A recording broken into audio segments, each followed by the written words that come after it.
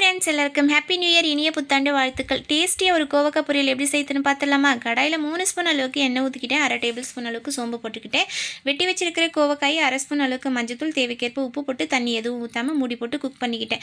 இதுக்கு ஒரு பொடி ரெடி பண்ணிக்கலாம். ட்ரை ரோஸ்ட்டாக 1 ஸ்பூன் அளவுக்கு தனியா, காரத்துக்கு தகுந்த மாதிரி 7லேருந்து 8 வரமிளகா, 1 ஸ்பூன் உளுத்தம்பருப்பு, 1 ஸ்பூன் கடலைப்பருப்பு, 1/4 ஸ்பூன் அளவுக்கு வெந்தயத்தை போட்டு பொன்னிறமாக வறுத்துக்கலாம். இதை கூடவே 1 ஸ்பூன் அளவுக்கு எள்ளு போட்டு ஜஸ்ட் வெடிச்ச உடனே ஆஃப் பண்ணி இன்னொரு பிளேட்டுக்கு மாற்றிக்கலாம். அதே கடாயில் 1/2 ஸ்பூன் அளவுக்கு வேர்க்கடலையும் போட்டு அதையும் வறுத்து ஆற வச்சு ரஃப்பாக அரைச்சி வச்சுக்கலாம். இந்த காயை நம்ம சாப்பிட்டுட்டே வந்தோம்னா சுகர் கண்ட்ரோலுக்கு வருதுன்னு சொல்கிறாங்க டாக்டர்ஸ் எல்லாம். இப்போது கண்டிப்பாக ட்ரை பண்ணி பாருங்கள். அது இல்லாமல் பச்சையாக இருக்கிற எல்லா காய்கறியுமே நல்லா சேர்த்துக்கிட்டா நல்ல இம்யூனிட்டி கிடைக்கும் நம்மளுக்கு.